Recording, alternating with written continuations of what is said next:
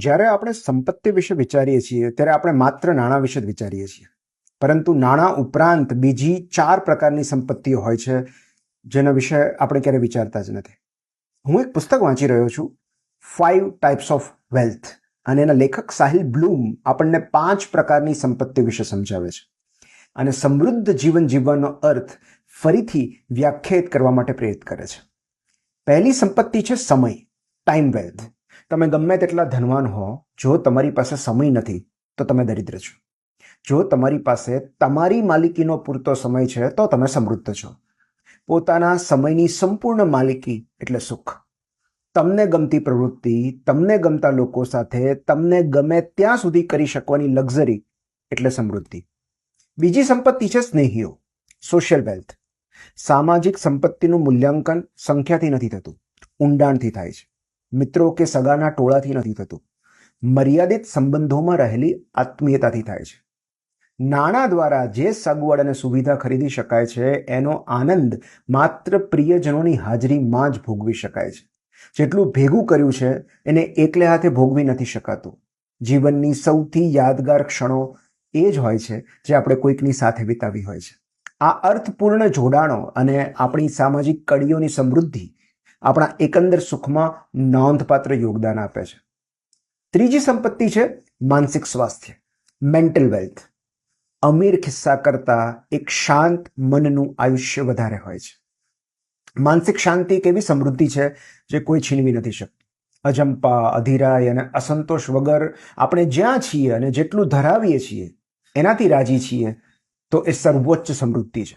આલિશાન બંગલો, તગડું bank balance કે જળહળતી સફળતા હોવા છતાં પણ જો મન અશાંત રહેતું હોય તો એ દરિદ્રતા છે. સફળ અને ધનવાન શરીરમાં દુઃખી મન રહેતું હોય તો એને સમૃદ્ધિ ન કહેવાય. શાંત મન આ જગતનો સૌથી મોટો વૈભવ છે. જેઓ પુસ્તકો વાંચે છે, પ્રવાસ કરે છે અને મેડિટેશન કરે છે એ સૌથી ધનવાન છે. બીજું કશુંક પામવાનો પ્રયત્ન હોય પણ એનો સ્ટ્રેસ ન રહે અને જે પામ્યું છે એને ગુમાવવાનો ભય ન રહે એ સમૃદ્ધ ચિત્તની નિશાની છે. ચોથી સંપત્તિ છે શારીરિક સ્વાસ્થ્ય, ફિઝિકલ વેલ્થ. નિરોગી શરીર સૌથી મૂલ્યવાન સંપત્તિ છે. આપણી આસપાસ રહેલા બીમાર લોકોને જોઈને ખ્યાલ આવે છે કે માત્ર સ્વસ્થ હોવું એ જ કેટલા મોટા આશીર્વાદ છે. આ જગતમાં અસંખ્ય બીમારીઓ છે અને એમાંથી કોઈ એક બીમારી પણ આપણું સ્વાસ્થ્ય અને જીવન બરબાદ કરી શકે છે. બીમારીઓથી ઘેરાયેલા જગતમાં આપણું સ્વસ્થ હોવું સૌથી મોટો અકસ્માત છે. We are healthy by accident. જ્યાં સુધી શરીર ચાલતું રહે છે અને અંગો હડતાલ પર નથી જતા ત્યાં સુધી આપણે સમૃદ્ધ છીએ. જો આપણું શારીરિક આરોગ્ય ન હોય તો અન્ય કોઈ પણ પ્રકારની સંપત્તિનો આનંદ માણવો મુશ્કેલ બની જાય છે. પાંચમી સંપત્તિ છે નાણાકીય, ફાઇનાન્શિયલ વેલ્થ. રૂપિયાથી સુખ નથી ખરીદી શકાતું પણ ગરીબીનું દુઃખ તો ચોક્કસ ટાળી શકાય છે. રૂપિયાની ચિંતા કર્યા વગર દરરોજ રાતે સૂઈ શકીએ એ ખરી નાણાકીય સમૃદ્ધિ છે. Earn, save, invest, repeat. Wealth is a process, not a luck. આર્થિક સમૃદ્ધિ એક એવી પ્રક્રિયા છે જે વર્ષો સુધી ચાલે છે. એ રાતોરાત થઈ જતી ઘટના નથી. બેંક એકાઉન્ટ ભલે છલકાતું હોય પણ જો જીવનમાં ખાલીપો હોય તો એને પણ ગરીબી જ કહેવાય. આર્થિક સ્વતંત્રતાનો ઉદ્દેશ્ય માત્ર નાણાં કમાવાનો નથી, વિકલ્પો કમાવાનો છે. કશુંક ફરજિયાત કરવાની મજબૂરી વગર આપણી મરજી અને પસંદગી પ્રમાણે જીવન જીવી શકીએ એ આર્થિક સમૃદ્ધિ છે. ખરી સમૃદ્ધિ સંખ્યામાં નહીં, સંતુલનમાં રહેલી છે.